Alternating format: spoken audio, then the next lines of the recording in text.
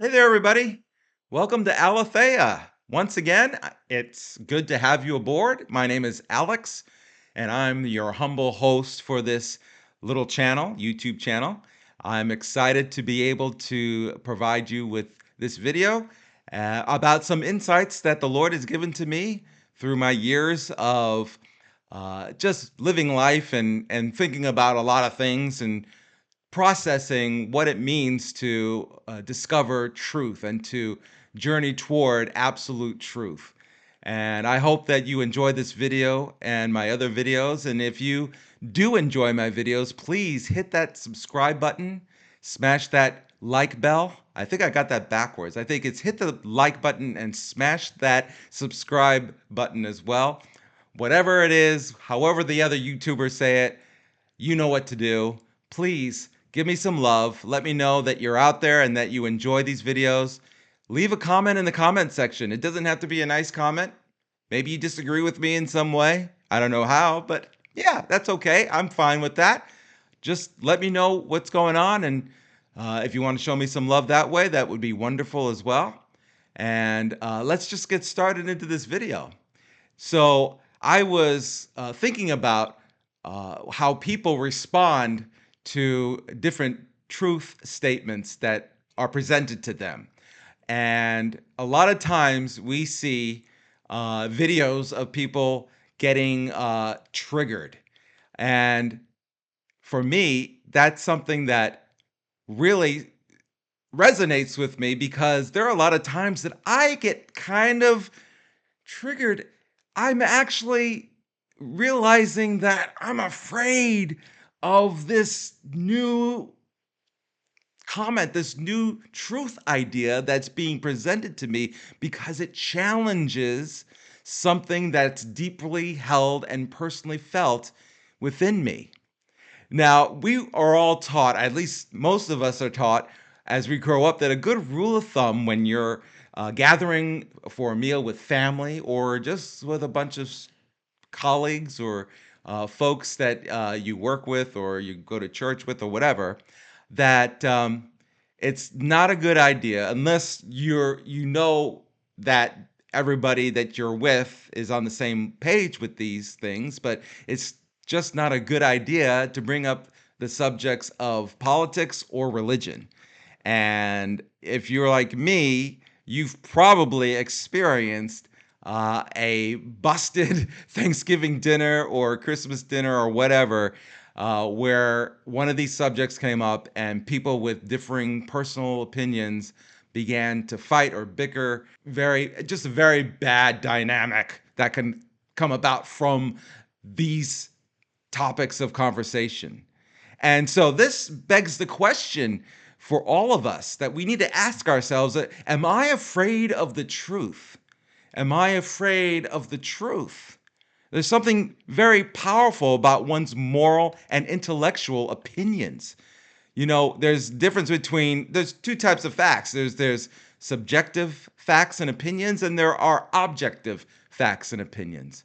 And a lot of times it's hard to separate our subjective opinions from objective opinions.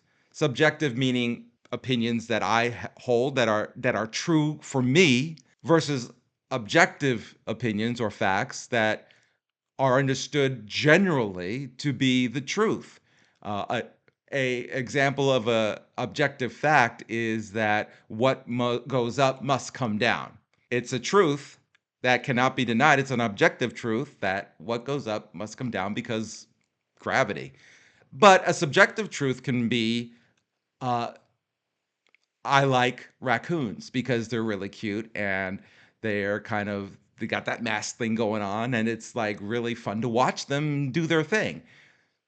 But somebody else might not necessarily have that same opinion, and that might not be true for someone else. And so that is called a subjective truth. For some of us, our whole worldview and perspective on life rests on the inviolability of our personally held, subjectively held beliefs. This is where we find most people who plant their flag in the ground and proclaim that they are right and anyone challenging their opinions is wrong. Even when their opinions are proven to be faulty, these people will never, ever admit defeat. Never, ever. They become stubborn. They put their foot down on the ground and they will not admit defeat. This kind of stubborn resistance to sound reason betrays more than just ignorance or stupidity. We tend to look at these people and say, well, they're just stupid, they're just dumb. Well, that's not always the case. Maybe in 1 or 2% of the population that's the case, but this firm refusal to reconsider one's belief in light of the truth comes from a deeper source of resistance. These people are literally in panic and fear.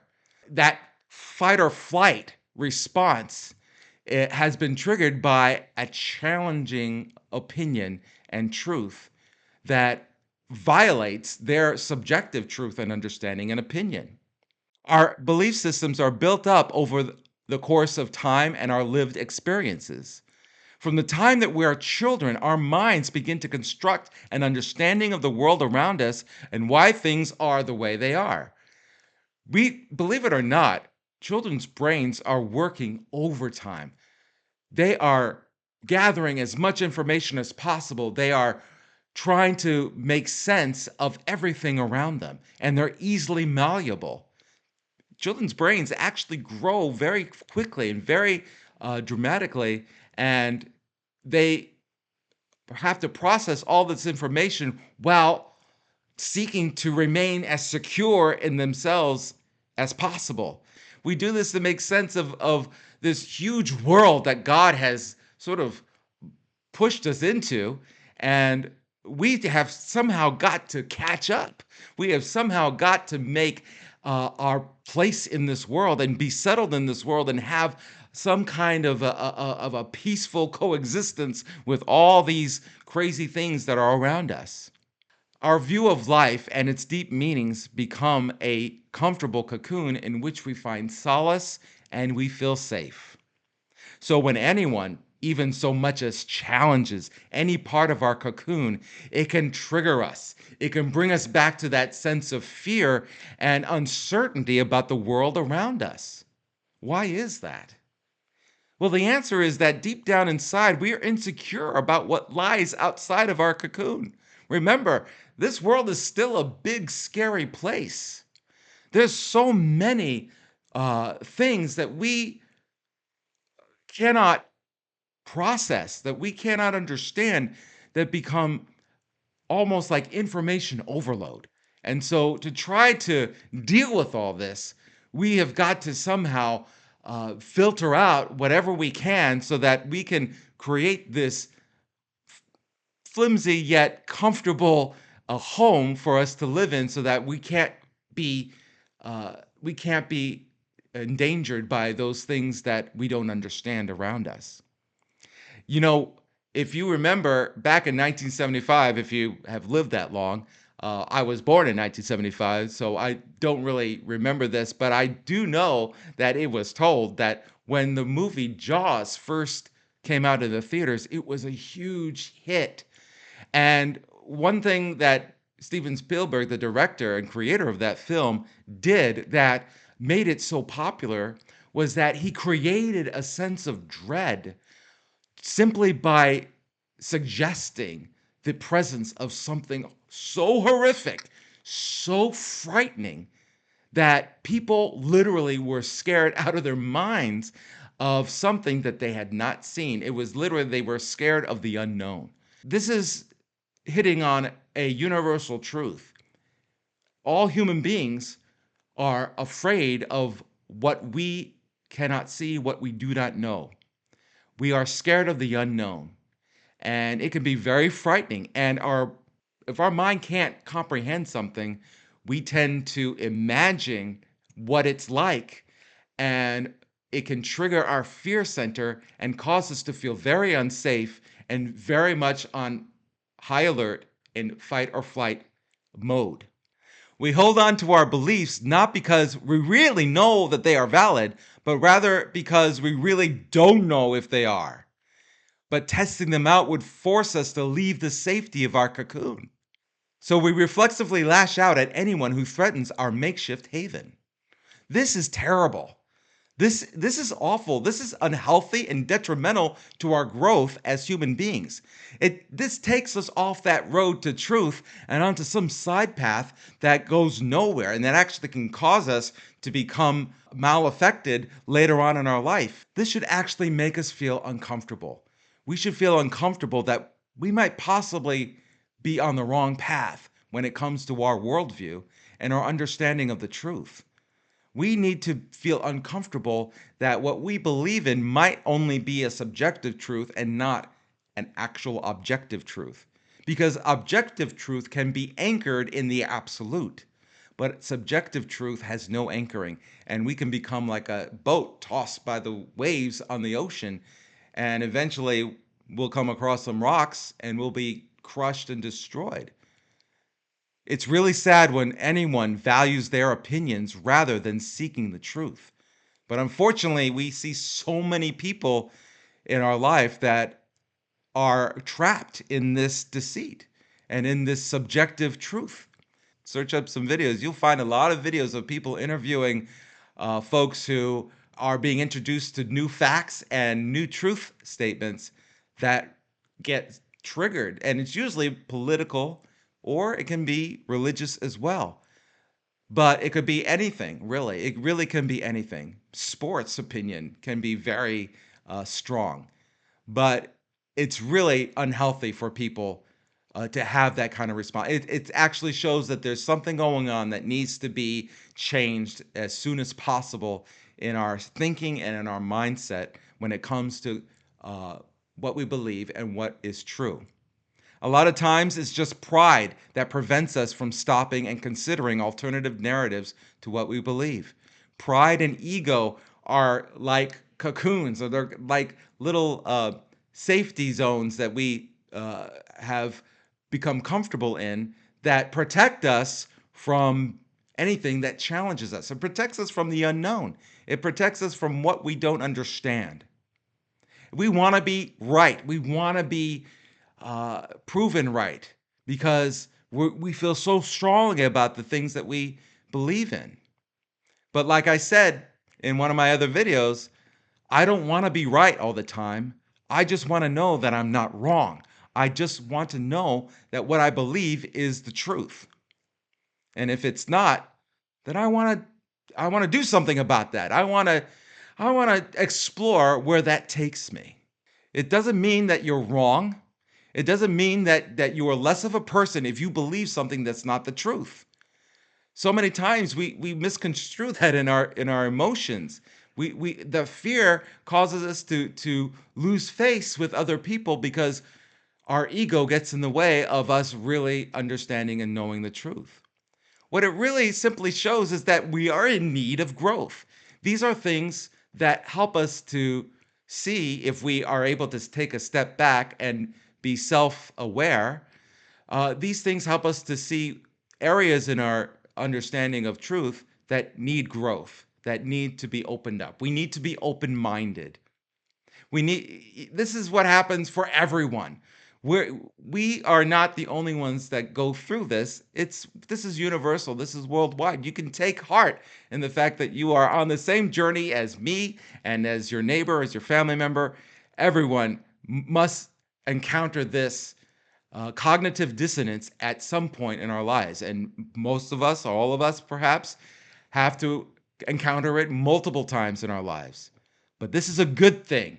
This is something that helps us to grow if we approach it in the proper way, in a mature manner, and not allow our emotions to get the better of us.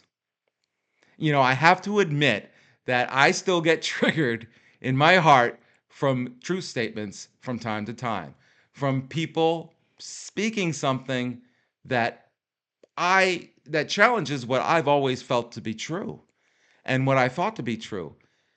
I've had to learn to dismiss my initial reaction and then be self-aware enough to do the actual research of what I believe in. If I'm wrong, then it's a good thing that my opinion changes.